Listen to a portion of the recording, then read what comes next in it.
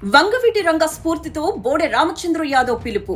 రాజకీయ చదరంగంలో కాపులకు అండగా బీసీవై పార్టీ. బీసీవై పార్టీలోకి క్యూ కడుతున్న కాపు నేతలు. బీసీవై పార్టీ అధినేత బోడె రామచంద్ర యాదవ్ కేవలం బీసీల కోసమే కాకుండా రాష్ట్రంలోని కాపు సామాజిక వర్గానికి కూడా సమన్యాయం జరగాలని గట్టిగా గళమెత్తుతున్నారు.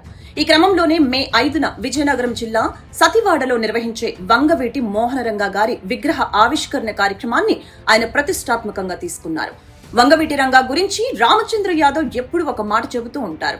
వంగవీటి మోహనరంగాను అణగారిన వర్గాల కోసం పోరాడిన గొప్ప నాయకుడిగా అభివర్ణిస్తున్నారు రామచంద్ర యాదవ్. వంగవీటి రంగా గురించి రామచంద్ర యాదవ్ ఎప్పుడూ ఒక మాట చెబుతూ ఉంటారు. వంగవీటి మోహనరంగాను అణగారిన వర్గాల కోసం పోరాడిన గొప్ప నాయకుడిగా అభివర్ణిస్తూ ఉంటారు రామచంద్ర యాదవ్. వంగవీటి రంగ స్ఫూర్తితోనే తాము కూడా సామాజిక న్యాయం కోసం ధర్మయుద్ధం చేస్తున్నామని బీసీవై పార్టీ అధినేత బోడె రామచంద్ర యాదవ్ చెబుతుంటారు. రంగ వారసురాలు ఆశా కిరణ్ కూడా ఈ మధ్యే రామచంద్ర యాదవ్ పోరాటానికి మద్దతు తెలిపారు.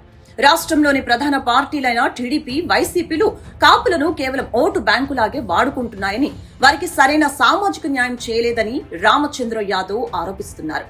బీసీలు, కాపులు, ఎస్సీ, ఎస్టీలు ఐక్యంగా ఉంటేనే అధికారంలో వాటా సాధించగలమని బోడె రామచంద్ర యాదవ్ పిలుపునిచ్చారు.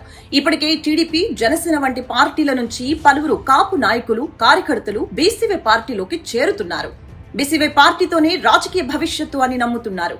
కాపు సామాజిక వర్గానికి రావాల్సిన హక్కుల కోసం, ముఖ్యంగా వారి ఆత్మ గౌరవం కోసం బీసీవై పార్టీ అండగా ఉంటుందని రామచంద్ర యాదవ్ హామీ ఇస్తున్నారు. మే 5న జరగబోయే రంగా గారి విగ్రహ ఆవిష్కరణ సభ ద్వారా ఆయన తన భవిష్యత్తు కార్యాచరణను మరింత స్పష్టంగా వెల్లడించే అవకాశం ఉంది.